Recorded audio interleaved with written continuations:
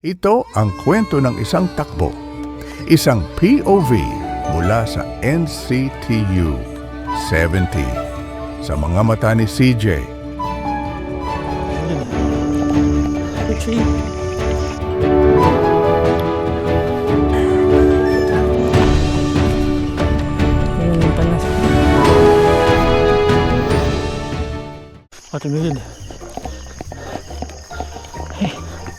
Hindi ito nagsimula sa liwanag. Nagsimula ito sa dilim, sa katahimikan ng gabi kung saan ang tanging gabay ay ang ilaw sa harap mo at ang tibok ng sarili mong dibdib. Hindi mo nakikita ang buong daan. Isang hakbang lang sa bawat sandali. At minsan, iyon lang ang kailangan, ang magtiwala kahit hindi malinaw kung saan ka dadalhin ng susunod na hakbang. Sa gabing ito, mas mabilis ang takbo ni CJ, hindi dahil malakas, kundi dahil may takot. Sa dilim, mas hinahanap niya ang mga ilaw, ang mga tao, ang pakiramdam na hindi siya nag-iisa. Kilala siya sa takot sa dilim. At minsan, ang takbo ang nagiging paraan para malampasan iyon. Need to eat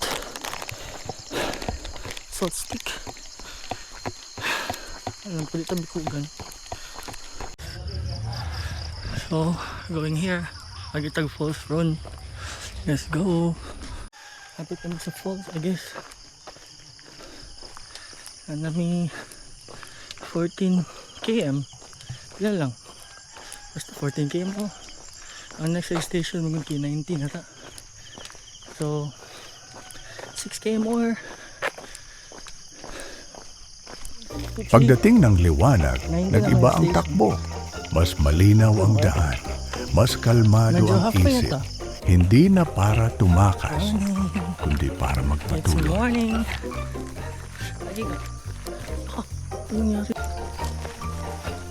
Sa pagdating sa istasyon, may katahimikan, may ilaw, may tao, at may pagkain. Dito, hindi muna takbo ang mahalaga, kundi ang bumawi.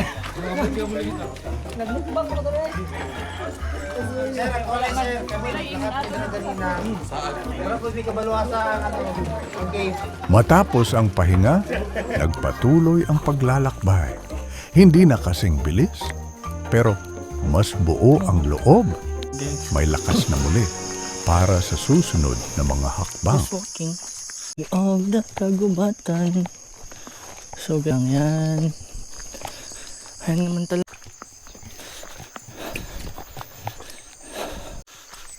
Layo pa natin guys. 21. Habang lumalalim ang gubat, may kakaibang pakiramdam. Tahimik. Walang kasabay. Mag-isa si CJ. Pero kahit may takot, kailangan pa ring magpatuloy. Hindi para magpakatapang, kundi para hindi sumuko.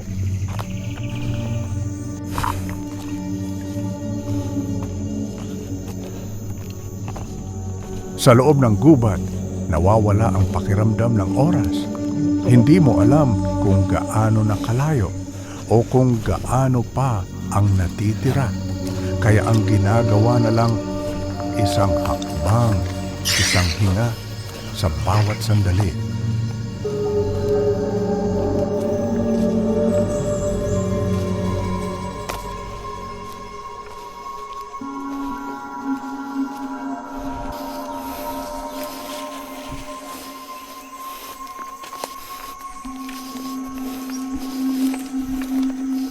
Pag-akyat sa tuktok, sumilip ang liwanag. Unti-unting humupa ang kaba. Sa harap ng araw, kumalma ang loob ni CJ.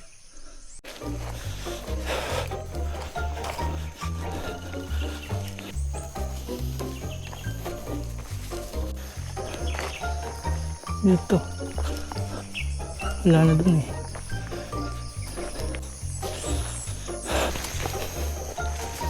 At sa wakas, Kaya, may kasabay na sa daan. ikaw na ya. Hindi na mag-isa si CJ. Kasabay ng hakbang ng iba, mas gumaan ang pakiramdam. Oh, ingat yan daw. Kasabay ng pagdami ng mga tao, bumilis ang takbo. Hindi dahil nagmamadali, Sugas kundi na natin. dahil may dalang lakas ang bawat kasabay.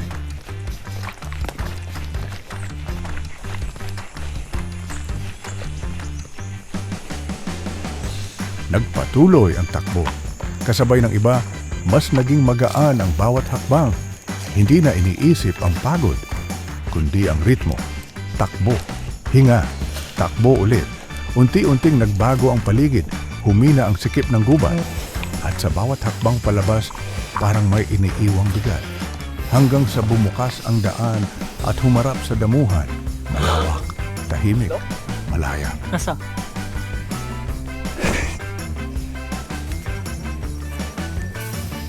Dikit siguro.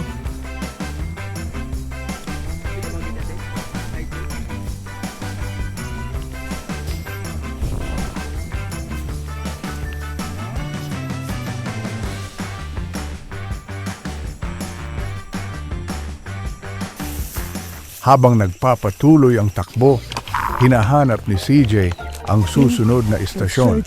Sa bawat liko, umaasang malapit na, hanggang sa biglang bumaba ang daan. Mas pumilis ang takbo, mas naging buo ang loob, at sa dulo ng ahon, dumating ang ilog. Sa malamig na tubig, bumalik ang alaala, ang 42 kilometro ng dasal na hindi natapos. Pero ngayon, iba ang pakiramdam. Malamig ang tubig, madulas ang bato, pero masaya. At tuloy pa rin ang takbo.